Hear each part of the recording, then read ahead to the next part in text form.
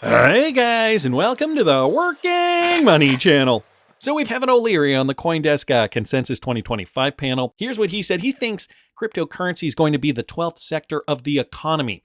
Competes with 60-year-old banking sector. I'm going to play you guys this clip. Listen to this. Crypto will be the 12th sector of the economy within 5 years because it's so productive to the rest of the sectors, just in digital payments.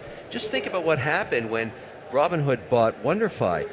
You can now transfer currency right across the border without using a bank. That's $1 trillion industry and it's ancient. It's 60-year-old technology and really high fees. You now, if you have a wallet in Canada and you have a wallet in the US, you just do a transaction of a stablecoin. That's brilliant. And this is why we've been, at least why I've been in this world for 7 years now, over 7 years. And I'm just waiting for XRP to pump. Currently, we're seeing one XRP going for about $2.44 as of the time of this recording. And guys, it's, every cycle is a little bit different. I mean, generally, we look at Bitcoin and we think to ourselves, okay, how is Bitcoin doing? It generally is the leader of the market. And, if you don't study charts, you don't really understand this in the same kind of capacity as people who do look at these charts, investors who look at charts all the time. When we did see the market rally back in 2021, Bitcoin was struggling to get to a full fib. Today, where are we? If we were to take the fib from the top of the bull run all the way to the trough of the market, guys, we're still only at the 1.618. And there is still a lot of room for Bitcoin to move. For more information on where I think this market's going to go, you can follow me at patreon.com/workingmoneychannel, because it's not as simple as saying, okay, cash out right at the top up here. I'm looking at many different factors, and I'm letting my Patreon subscribers know in detail what I'm looking at when the bulls run, when we do see that euphoria phase. And I think most importantly, what my XRP targets are going to be finally when I do cash out. I do also have a $15,000 plus altcoin portfolio that I'm going to be, I think, trading actively over there at patreon.com. So probably going to have a live session where I do have the platform up, and I'm going to just trade in real time in front of you guys. So all that fun stuff can be found over there at patreon.com/workingmoneychannel. But wanted to thank blockchaindaily.news here for posting that. We're on the precipice of something really, really big. And I think, many people at this stage know this. John Deaton posting this, okay, to every person who has an account on Coinbase, Kraken, Gemini, Uphold, or any other crypto exchange, the hackers are very sophisticated. If you guys didn't hear, apparently Coinbase did just get hacked. Brian Armstrong, the CEO of Coinbase, did come out with a message to Coinbase customers. Listen to this. Hey everyone, I want to make you aware of a disturbing email that we received recently at Coinbase. It was a ransom note demanding $20 million in Bitcoin in exchange for these attackers not releasing some information they claim to have obtained on our customers. Now, we like to do things transparently here at Coinbase, and so I'm going to respond publicly to these attackers by saying no. We are not going to pay your ransom. In fact, I have a few next steps in mind that I'm going to share at the end of this video. But for the rest of you watching, wondering what happened, we did an investigation here, and these attackers have been approaching our overseas customer support agents, looking for a weak link, someone who would accept a bribe in exchange for sharing some customer information with them. Now, our support tools have limited access to customer information. There was no passwords or private keys or funds accessed as part of this. But customer support agents do have access to personal information like name, date of birth, address, etc. And attackers still want access to this information because it allows them to conduct social engineering attacks where they can call our customers, impersonating Coinbase customer support, and try to trick them into sending their funds to the attacker. Now, unfortunately, they were able to find a few bad apples. Our systems are designed to mitigate the impact of something like this, so less than 1% of our monthly transacting users had their records accessed, but this is still unacceptable, and I want to tell you what we're doing about it.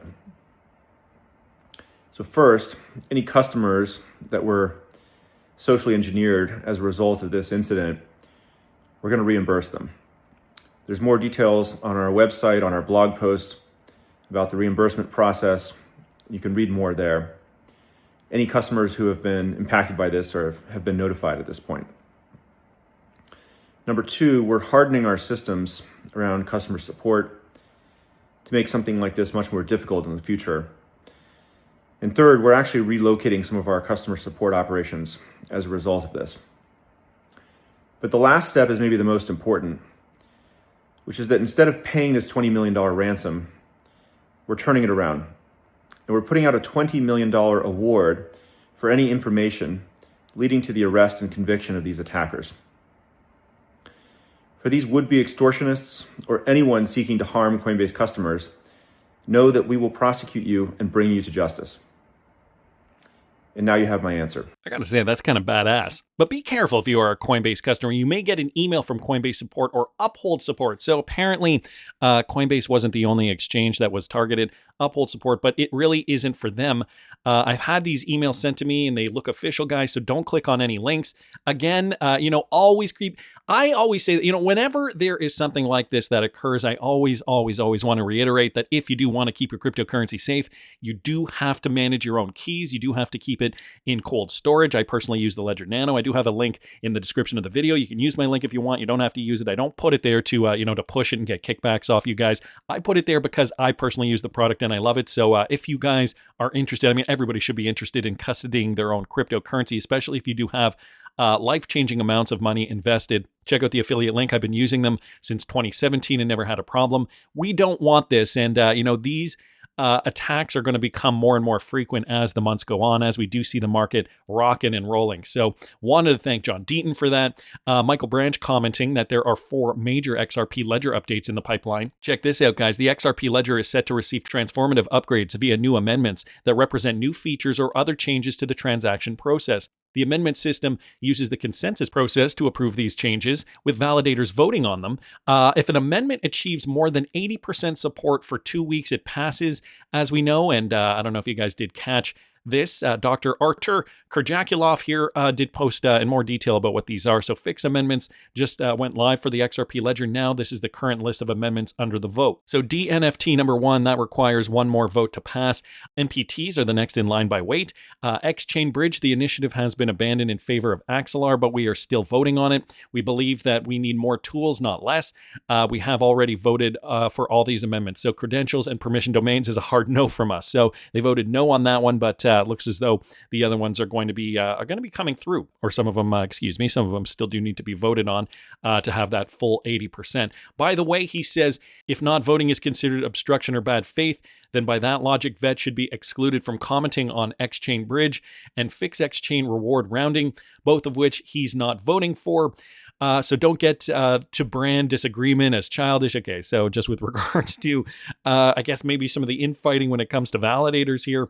But anyway, guys, we're seeing more developments here on the XRP ledger. Of course, this is all a democratic process, so these things do need to be voted on and are being voted on before they pass. I will keep you updated if I do hear any more news. So wanted to thank Dr. Artur Kurjakulov and, of course, Michael Branch and John Deaton just for posting that. Now, guys, with regards to Ripple partner TransferGo, they just teamed up with Griffin for GBP wallets. So teaming up with Griffin in the UK. Down here it says TransferGo is the global fintech empowering a world on the move and has partnered with Griffin, the UK's leading bank for fintechs and platforms. Now, TransferGo is one of those early Ripple partners. Just to make that clear, this partnership now allows TransferGo to leverage Griffin's safeguarding infrastructure for its GBP wallets and offer savings accounts with competitive interest rates to UK businesses. Addressing the problems of high fees, slow transfers, and complex processes in global money movement, TransferGo's multi-currency business accounts feature Griffin-powered GBP wallets to ensure customer funds are safeguarded. In addition to this, the new Easy Access Savings Account now gives TransferGo's business customers access to competitive interest rates on their working capital, helping them turn idle funds into revenue without compromising liquidity. So, of course, leveraging the XRPL for liquidity. That was one of the pain points there that has always been a pain point. You heard it in the clip from Kevin O'Leary. A 60-year-old banking system now being revitalized, being revamped. And TransferGo has had the tools for a very long time. So in this case, they're improving their customers' workflow here. In this case, it's Griffin. There's a couple of quotes down here that I'm not going to read, but I will link this in the description of the video for you guys if you're interested. So that's great news. I also happen to see this from the Wrath of Kahneman with regards to another vertical here that Ripple is involved with. Very excited about this. This has to do with Nutrisource, okay, and Valency International Oceanus. This is agritech or agricultural technology that has been simmering in the background for a while. and has lots of trade implications. So when it comes to Trump's trade deals and trading just in general, I think we are seeing a transformation in this sector as well. So transforming agricultural finance on the XRP ledger. And again, guys, this is a Ripple Impacts blog. So this is directly from the Ripple Insight blog here. Ripple Impact is excited to announce the launch of our second pilot this year with Mercy Corp Ventures as part of our Unlocking Opportunity initiative. They're collaborating with WIA. This pilot is designed to increase financial inclusion and income for smallholder farmers in Colombia through blockchain-powered traceability on the XRP ledger. Down here, they describe why the agricultural sector in Colombia faces challenges, with over 86% of smallholder farmers operating informally without credit histories, etc. Currently, 79% of the rural population lacks access to credit lines, resulting in smallholder farmers earning only 70% of the minimum living wage. But by leveraging the XRP ledger, guys, for agricultural transformation, this is how it's going to aid in helping farmers out in countries like Colombia, for example. The pilot program integrates VIA's blockchain traceability platform, which was built on the XRP ledger with innovative financial mechanisms to address these challenges. So blockchain traceability, guys, the XRP ledger is essentially doing the same thing now as VeChain. The solution traces agricultural products from planting to harvesting, providing verifiable sustainability data via QR codes. The implementation on the XRP ledger ensures immutable record keeping with the speed, cost efficiency, and carbon neutrality advantages of the XRP ledger.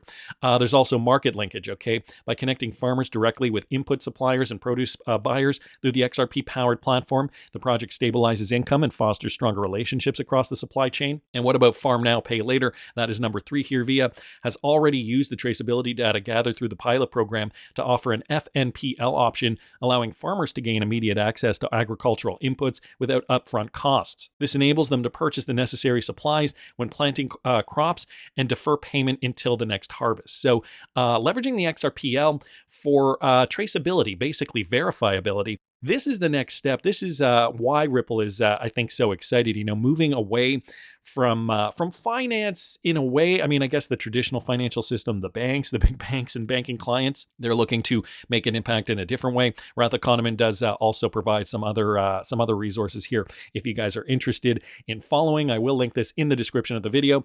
But wanted to thank him for posting that. Also happen to see this, guys. In Africa, Rwanda has now granted Ripple partner Flutterwave 2 additional licenses. This is great because we are seeing, the continent of Africa really flourish with these companies that are really kind of expanding very, very quickly. Actually, Flutterwave is one, On Afrique is another one. But fintech firm Flutterwave, for example, they've just been granted electronic money issuer licenses, remittance licenses by the Bank of Rwanda, clearing a path for the company to deepen its footprint in East Africa. Flutterwave did just announce that they've secured 2 licenses yesterday, saying the move will help the company expand its operations in East Africa and enabling citizens of the country to make and receive cashless payments more easily. With these new licenses, in addition to being a payment service provider, Flutterwave can now offer cash deposits and withdrawals, electronic fund transfers, as well as inbound and outbound remittance services to the 13.46 million people living and working in Rwanda. Flutterwave says it will be deploying a range of products in Rwanda, including Send by Flutterwave, its cross-border money transfer solution. So we already do have what seems to be a clear plan here from Flutterwave. They've actively been working on this for businesses, for personal, retail-facing. Their CEO also did comment, from our first transaction to over 400 million now, we've remained committed to our vision of connecting all parts of Africa through payments and connecting Africa to the world. As a country well known for fostering innovation and promoting the use of digital technology, Rwanda has always been important to our expansion plans in East Africa. So these guys have really been working hard, tooth and nail, really. East Africa is just one section of Africa, too, that they've been working on. I do believe Flutterwave wants to be the biggest fintech in Africa, if I'm not mistaken there. They have been making great leaps and bounds in that sector. So great news there for Flutterwave. Guys, I also happen to see this, from Airwallex. Airwallex urges merchants to meet customer payment expectations in Southeast Asia. So Airwallex, another Ripple partner. Here's the news with them. Okay, with many businesses in the UK currently reassessing their cross-border trade strategies and considering broader markets to expand into the light of new evolving tariffs, Airwallex has unveiled new insights regarding what shoppers in Southeast Asia are looking for when it comes to payments. So Let's also not forget the tariffs are probably affecting how payments are being made too in this day and age. The data finds that payment preferences of shoppers vary slightly by specific countries, but across the region, credit and digital payment methods are gaining popularity. So I guess there's no shortage of people wanting the convenience, for sure. Digital payments like Apple Pay, Google Pay, and GrabPay are popular across the markets. 52% of shoppers in Singapore, 83% in Indonesia, and 80% in Malaysia use this option. And then they break it down by generation. Following trends seen across following trends seen elsewhere across the globe, Buy Now Pay Later, or BNPL, is also gaining traction. And Airwallex says that merchants who account for the payment preferences of shoppers in Southeast Asia will benefit from customer trust and more completed transactions. Some of the key needs of these customers include price transparency. Okay, more than 90% of the shoppers in the SEA, or Southeast Asian region, say they need clear price in local currency. Abandonment risk. 60% of shoppers in this region feel frustrated when they're redirected to another page. And security. 95% of shoppers in the region rank visibility security badges as one of the most important features for any checkout experience, because you do not want to be scammed. That is, I guess, very important for that area of the world. And Airwallex, guys, a Ripple partner, they're seeing an opportunity here, and they are really going for it. So, so much in terms of, Southeast Asia, we've got XRP adoption. We've got it in Africa. We've got it in many different sectors too, like the agricultural sector. Not to mention we're seeing it in TransferGo in the UK and the West. So guys, what's the next step? I think because we're on the precipice of something this big, we are going to, and I mean by we, I mean the world, big banks, financial institutions, governments, they're going to be relying on these blockchain solutions, namely XRP, the XRP ledger. And so I was happy to see this. Okay, integration of the CRYSTALS-Dilithium is now being integrated into the XRP ledger. So do you guys know what this is? Let me read you guys some of this. Ripple's XRP ledger is fundamental for securing blockchain transactions efficiently. However, the rise of quantum computing threatens the classical cryptographic algorithms the XRPL relies on. Well, now they're securing these algorithms using quantum computers. Hence, they are proposing the integration of the PQC algorithms, the CRYSTALS-Dilithium, alongside existing classical algorithms. This requires modification to the XRPL protocol, key management infrastructure, core functions, etc. And each crucial change that we have made is described in this report. So unfortunately, I only have the first page of the report up here. What is this, though, the CRYSTALS-Dilithium? I brought it up here on Google. It's a lattice-based digital signature scheme designed to be secure against quantum computer attacks. So for those of you guys wondering about the quantum computing side of the XRP ledger, it is in fact quantum resistant, or it is being at least integrated to be quantum resistant through this CRYSTALS-Dilithium protocol. It's part of the Crystals cryptographic suite for algebraic lattices suite of algorithms. Dilithium is considered a post-quantum cryptography, or a PQC algorithm, and aims to replace existing digital signature schemes like RSA and ECC that are vulnerable to quantum computers. Lattice-based. The security of Dilithium relies on the difficulty of finding short vectors in lattices, a mathematical structure. And again, I'm sure you probably need a bit of knowledge in cryptography to understand this. Post-quantum cryptography. Also, the digital signature scheme, just going to go over the highlights here. Part of the Crystal suite includes Dilithium. It's one of the cryptographic primitives in the Crystal suite, the other being Kyber. NIST standardization, or NIST standardization. Dilithium, along with Kyber, was submitted to the NIST Post-Quantum Cryptography Project and is considered the standard. It is an alternative to the existing older schemes. Efficiency and performance, obviously it does perform more efficiently. In essence, though, CRYSTALS-Dilithium is a secure and efficient digital signature scheme designed to protect against quantum attacks and is a key part of the NIST Post-Quantum Cryptography efforts. So guys, the XRPL, as per Matthew Lany, is now integrated with CRYSTALS-Dilithium. The XRP ledger is now quantum resistant, and I mean for good reason too. We know that it is already being implemented throughout the world. It is going to be a global financial system. That's just my opinion. And for more opinions on where I think XRP is going to go, you can follow me at patreon.com/workingmoneychannel. Again, the real world utility is still the big X factor. How high could XRP go based on real world utility? Well, I'm planning my move based on that and some other factors. So patreon.com/workingmoneychannel if you're interested in following me there. The other thing I wanted to mention real quickly is that the Working Money Channel merch store is up, guys. If you want to support the channel in a different way, you can navigate over there to the Working Money Channel merch store. We got Bearable Guy classic insulated mugs if you guys are traveling with a coffee or maybe another special brew. You can find it all there. Link is in the description of the video. Again, though, just my opinion, but I want to hear what you guys think. Please subscribe to the channel if you haven't already. Like the video if you like the content I'm providing. I always love hearing your comments. See you in the next one, guys.